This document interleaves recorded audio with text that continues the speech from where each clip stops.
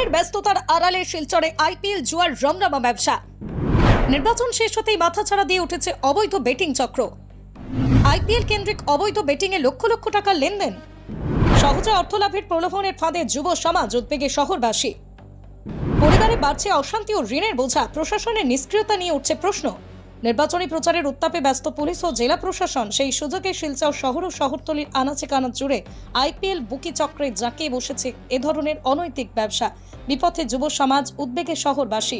বিধানসভা নির্বাচনের উত্তাপে যখন সরগরম গোটা কাছাড় জেলা, তখনই নীরবে মাথাচাড়া দিয়ে উঠেছে এক গভীর উদ্বেগজনক প্রবণতা।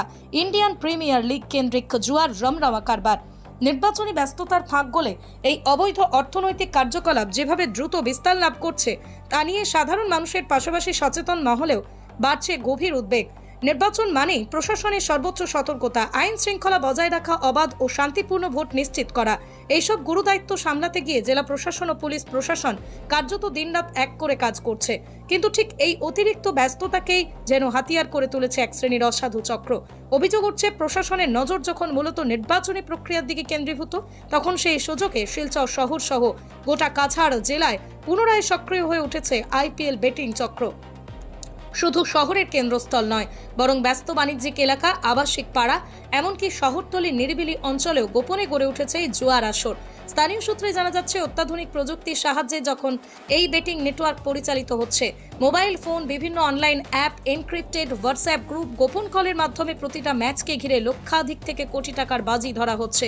পুরো প্রক্রিয়াটি এতটাই সংগঠিত ও পরিকল্পিত যে সাধারণ মানুষের চোখে পড়ার আগে লেনদেন সম্পন্ন হয়ে যাচ্ছে।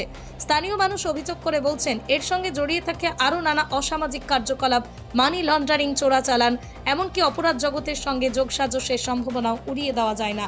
তরুণ সমাজ বিশেষ করে এর সহজ টার্গেট হয়ে উঠছে।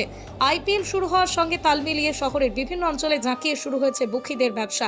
রাঙিরখাড়ি টাউন ফাঁড়ির আশপাশ থেকে শুরু করে অম্বিকাপট্টি, নাগাটিলা, রাঙিরখাড়ি ন্যাশনাল হাইওয়ে সংলগ্ন এলাকা, তারাপুর, বটেরতল, দ্বিতীয় তৃতীয় link road, Sonai road, Bilpar, Saratpalli, Malugram, Itkhola, Sadarghat, national highway point, Chenkuri road, Srikona, Machhghat, Shivalik পার্কের নিকটস্থ এলাকা সহ শহরের বিভিন্ন এলাকায় প্রায় সর্বত্রই আইপিএল জুয়ার আসর জাঁকিয়ে বসছে নির্ভয়ে।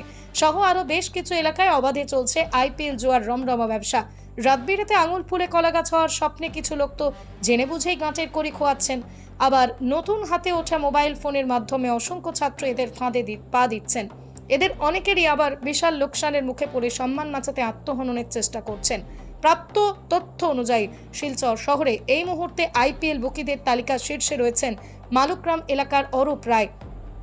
আইপিএল এর আরও এক বড় মাথা মালুগ্রাম এলাকার অলোক আদিত্য, শরৎপল্লীর গোপাল দেবনাথ, বিভু পাল, প্রীতম দাস, সঞ্জয় ঘোষ, কনকপুর এলাকার রূপম সাহা, পোচন কুটুস ওরফে টটো, পার্থ, অয়ন পাল, বিলপাড় এলাকার সহদেব পাল, সোনাই রোড আপনজন পল্লীর মান্না দাস, বাপটু রায়, প্রভু বণিক, জানিগঞ্জের নবীন জৈন, শ্রীকোনা মাছঘাট সূর্যকান্ত দাস। এদের সঙ্গে রয়েছেন ন্যাশনাল হাইওয়ে পয়েন্ট এলাকার গৌতম রায়, নুনু গৌড়, দ্বিতীয় লিংক রোডের ঝলকতে সরোজ পাল, নয়ন পাল, মন্দির দিঘির পাড়ের পিনাক সাহা, রাঙেরখাড়ির টিপু আচার্য, শিলকুড়ির বাজার এলাকা বিভাস দাস, তারাপুর ইটখোলা, সদরঘাট এলাকার বিধুল বণিক, বিশ্বজিৎ দাস, মিঠু রায়, অলোক, সৌরভ রায়, সুমন সাহা, বিশাল সহ অনেকেই।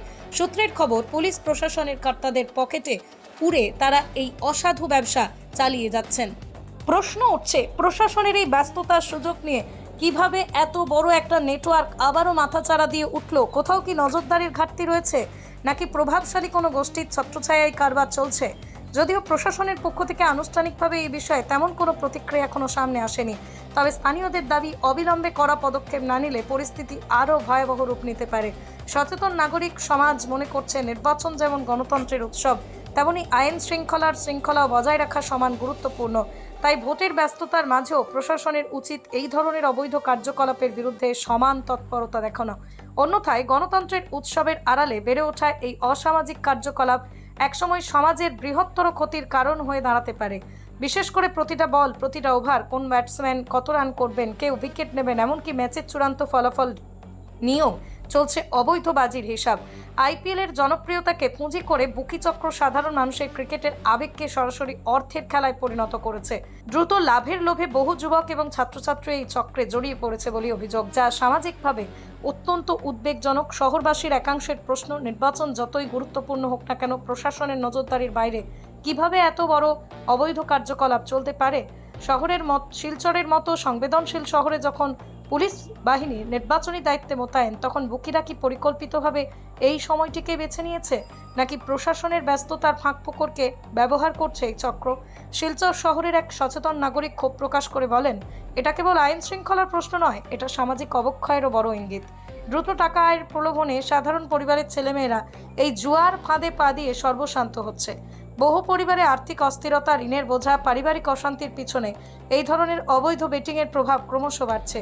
আরও বড় প্রশ্ন উঠছে প্রশাসনিক কার্যকারিতা নিয়ে। নির্বাচনকে সামনে রেখে প্রতিটা রাজনৈতিক দলের ওপর কড়া নজরদারি, আচরণবিধি প্রয়োগ, মিছিল মিটিংয়ের অনুমতি সবকিছুতেই সেখানে প্রশাসনের কড়াকড়ি ছিল। সেখানে শহরের বুকে আইপিএল জুয়ার আসর যদি অবাধে চলে, তবে তা নিঃসন্দেহে প্রশাসনিক ব্যর্থতার দিকে আঙুল তোলে।